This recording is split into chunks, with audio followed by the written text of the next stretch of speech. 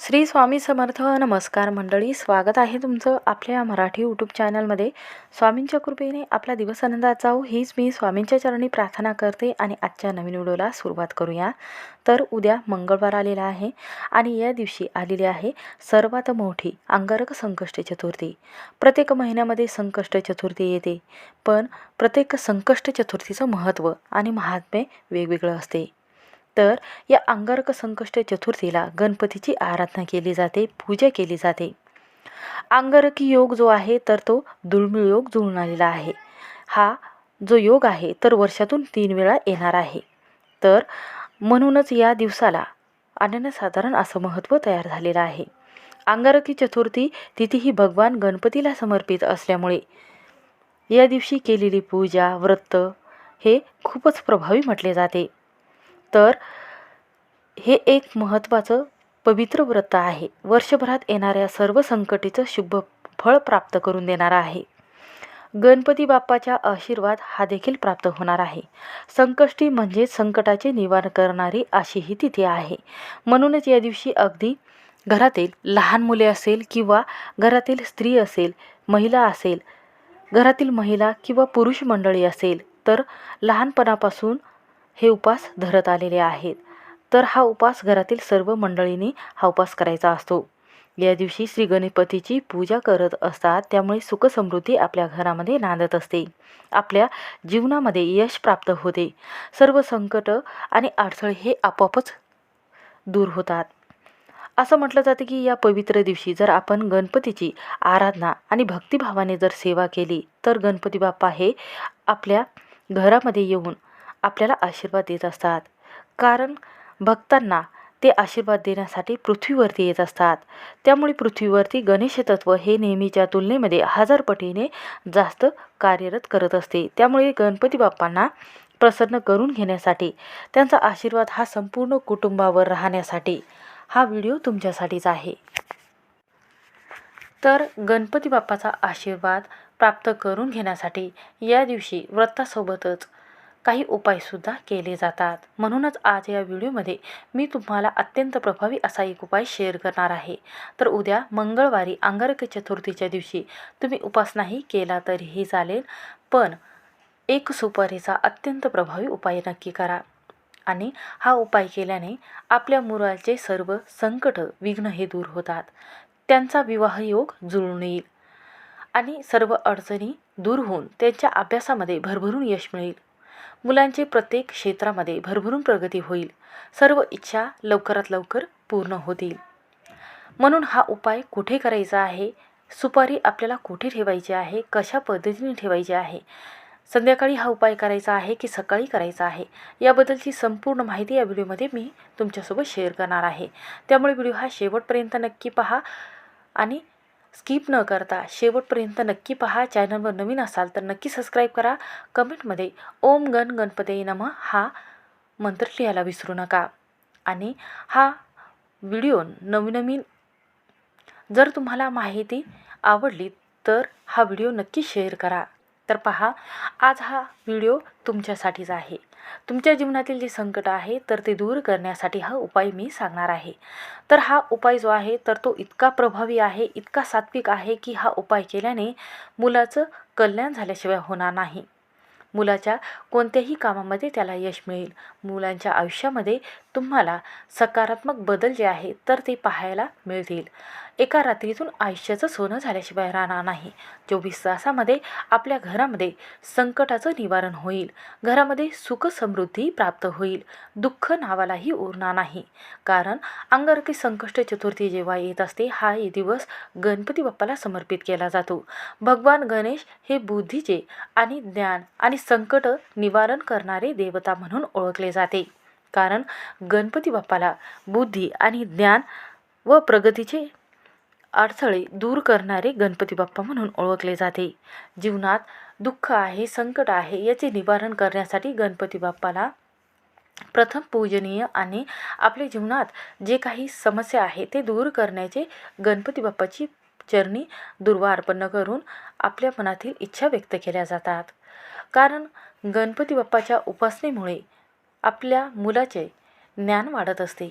त्यांच्या प्रगतीचे मार्ग हे मोकळे होत असतात. आपण मुलांसाठी हा उपाय जो आहे तर तो करणार आहे. मुलाच्या विवाह लवकर जुळण्यासाठी, त्यांच्या कोणत्याही कामामध्ये त्यांना यश मिळण्यासाठी. तर पहा, कधीकधी असं होतं की मुलाचा विवाहयोग जुळून येतो, पण विवाह योग जुळून आल्यानंतर त्याच्या जीवनामध्ये किंवा त्याच्या कुंडलीमध्ये मंगळदोष येतो. त्यामुळे मुलाच्या लग्नामध्ये अडथळे येतात. मुलाच्या जीवनामध्ये सुखसमृद्धीसाठी हा व्रत करायचा आहे. त्यासोबतच हा उपाय जो मी तुम्हाला सांगणार आहे, तर हा उपायसुद्धा प्रत्येक घरातील आईने आपल्या मुलांसाठी करायचा आहे. कारण अंगारकी चतुर्थी हा दिवस अत्यंत खास आहे आणि योगायोगाने हा मराठी नवीन वर्षातील हा पहिलाच अंगारकी योग आहे.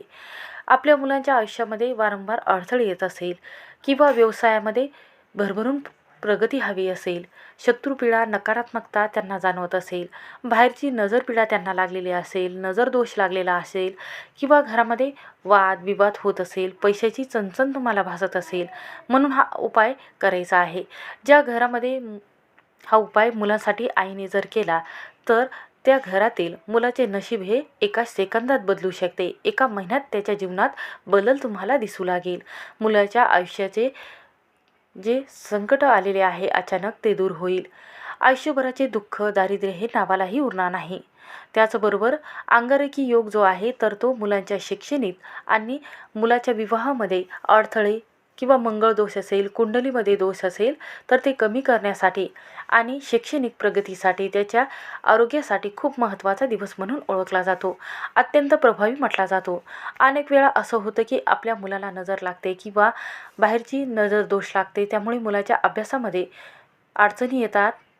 म्हणून आईने केलेला हा एक उपाय जो आहे तर तो मुलाचं संरक्षण कवच जे आहे तर त्यांना ठरू शकतो. म्हणून चहूबाजूने मुलाचं संरक्षण कवच तयार होत असते, मुलांना संरक्षण मिळत असते. म्हणून हा उपाय आपल्याला मुलांसाठीच करायचा आहे. जर मुलगा घरी असेल किंवा शिक्षणासाठी बाहेर गेलेला असेल किंवा मुलगी असेल तर त्यासाठी हा उपाय तुम्ही करू शकता. तर मुलाला भगवान गणपतीचा आशीर्वाद प्राप्त व्हावा. जसा दिवा तेज दाखवतो तसंच आपल्या मुलांच्या चेहऱ्यावर दिव्यासारखं लख्ख प्रकाश आपल्याला आपल्या मुलांच्या जीवनामध्ये जर पाहायचा असेल तर हा उपाय नक्की करून पहा. तर आपल्याला अंगारक चतुर्थीच्या दिवशी सकाळी किंवा संध्याकाळी हा उपाय करायचा आहे. शक्यतो तुम्ही सकाळीच करा. हा उपाय सकाळी केला तर याचा प्रभाव जास्त पडत असतो आणि उपाय सक्सेस होत असतो. सकाळी तुम्ही 8 किंवा 10च्या अगोदर तुम्ही हा उपाय करायचा आहे. त्यानंतर हा उपाय करण्यासाठी आपल्याला सर्वात प्रथम लवकर उठायचं आहे आणि त्यानंतर एक शुद्ध तुपाचा दिवा लावून घ्यायचा आहे. तर पहा, त्यानंतर पंचोपचारे गणपती बाप्पाची पूजा करायची आहे आणि त्यानंतर पहा, सकाळी जर तुम्हाला उपाय करणं शक्य झाले नाही तर संध्याकाळी हा उपाय जर तुम्ही करणार असेल तर संध्याकाळी आपल्याला घरामध्ये जेव्हा माता लक्ष्मी संध्याकाळी प्रदोषकाळामध्ये येत असते तेव्हा आपल्याला या वेळेमध्ये तुम्ही हा उपाय करू शकता. तर पहा, या वेळेमध्ये आपण हा उपाय जर केला तर याचा आपल्या जीवनावर खूप अधिक पटीने फळश्रुती मिळत असते. आपण जेव्हा हा उपाय करत असतो ना तेव्हा सकाळी किंवा संध्याकाळीच करायचा आहे. 2 वाजता हा उपाय चुकूनही करू नये. तर पहा, देवघरामध्ये एकदा आपण सकाळी दिवा लावतो तर संध्याकाळीच एकदा दिवा लावत असतो. म्हणून दोन्ही वेळेमध्ये दिवा देवाजवळ तेवत ठेवावा. अखंड हा तेवत ठेवला पाहिजेत. संध्याकाळी तुम्ही हा उपाय जेव्हा करताना तेव्हा गणपतीची पुन्हा तुम्हाला पूजा करायची असते, हळदी कुंकू अर्पण करायचं असते.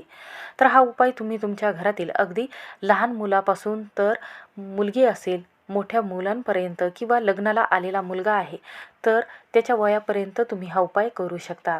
मुलाचं लग्न झालेलं असेल तरीही त्यांच्यासाठी सुद्धा हा उपाय तुम्ही करायचा आहे. अडथळे किंवा प्रगती जी आहे तर ती मुलाची खुंटत जात असते. मुलाच्या जीवनामध्ये जी विघ्न आहे तर ते सतत येत असतात, अडचणी येत असतात. सुखाचा संसार असलेला असेल तर त्याच्या जीवनामध्ये दुःख येत असतात. म्हणून हा मुलासाठी उपाय जो आहे तर तो तुम्ही करू शकता.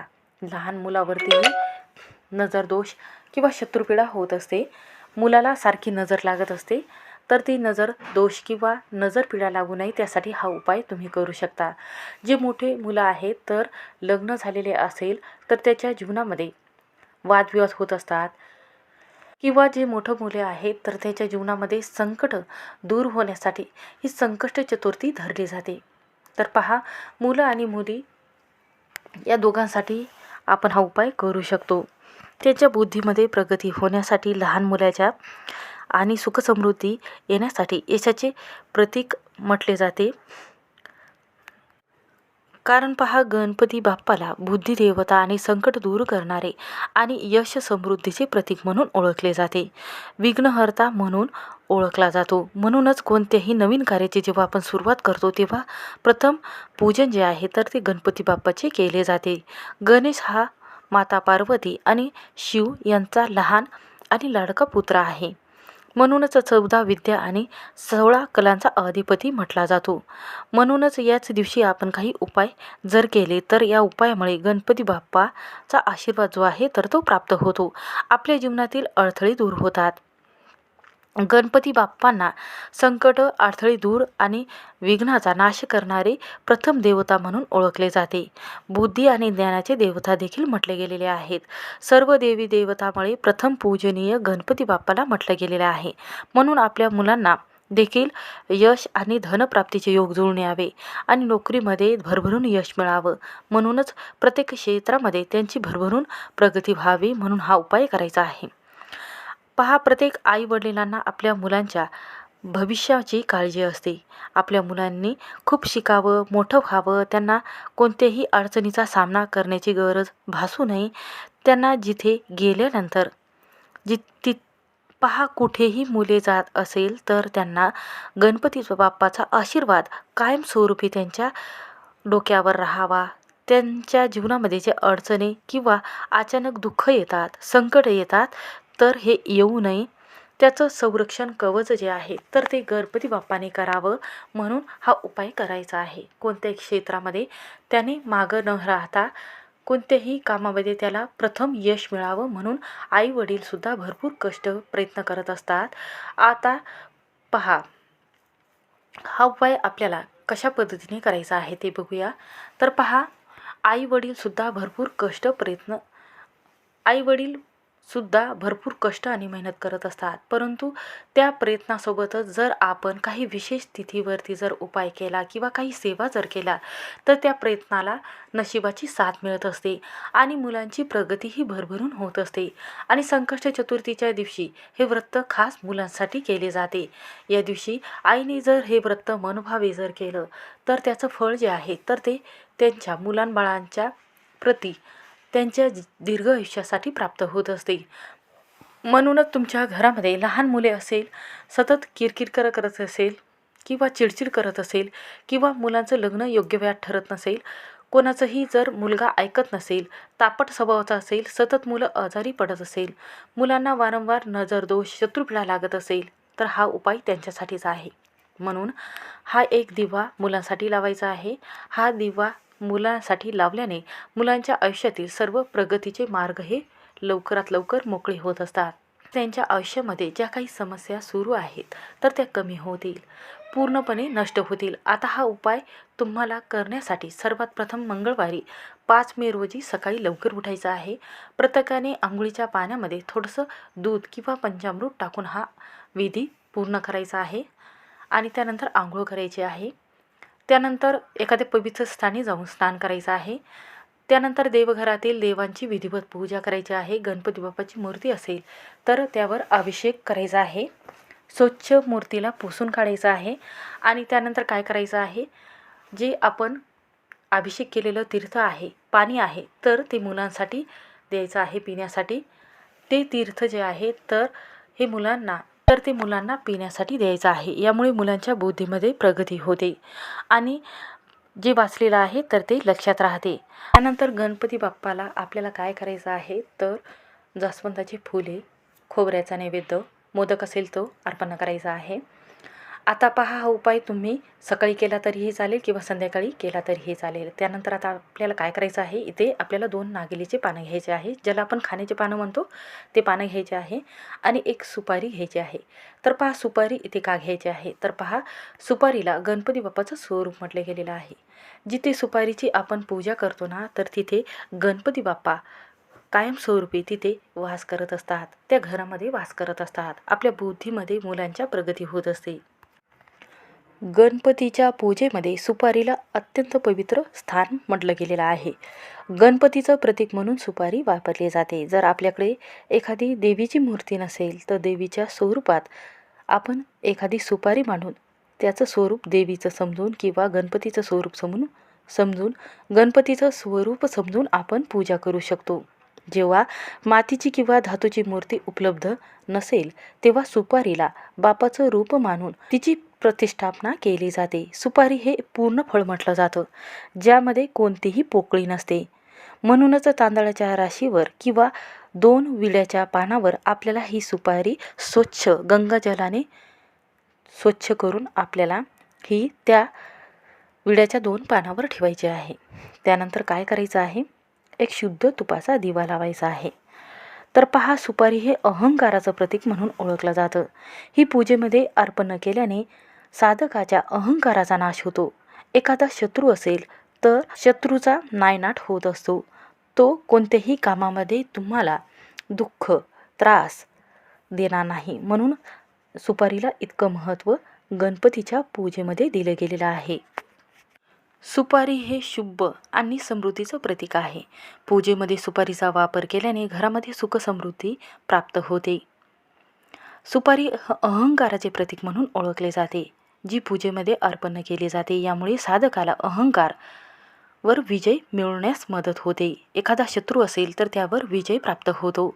सुपारीला धैर्य, स्थैर्य, धन आणि शुभतेचं प्रतीक म्हणून ओळखलं जातं. पूजेमध्ये सुपारीचा वापर केल्याने घरामध्ये स्थिरता आणि धनवृद्धी आणि धनप्राप्ती होत असते. सुपारी ही अखंडिततेचे प्रतीक म्हणून ओळखले जाते, जी पूजेमध्ये वापरली जाते. यामुळे जीवनात आनंद, अखंडता आणि स्थिरता येते. तर पहा, पूजेमध्ये सुपारीला देवाला नैवेद्य म्हणून अर्पण केली जाते. कोणत्याही शुभ कार्याची सुरुवात आपण जेव्हा करतो तेव्हा गणपतीची पूजा करणे आवश्यक असते. त्यामुळे सुपारीचा वापर गणपतीच्या प्रतिकार रूपात केला जातो. म्हणूनच एवढं महत्त्व सुपारीला दिलं गेलेलं आहे. आणि त्यानंतर देवाजवळ आपल्याला ही पूजा जी आहे तर ती करायची आहे. एका तांदळाच्या राशीवर आपल्याला हे 2 विड्याचे, तर हा उपाय कसा करायचा आहे, तर 2 विड्याचे पानं घ्यायचे आहे. एक वाटी घ्यायची आहे किंवा प्लेट घेतली तरीही चालेल. त्यामध्ये मूठभर मीठ ठेवायचं आहे.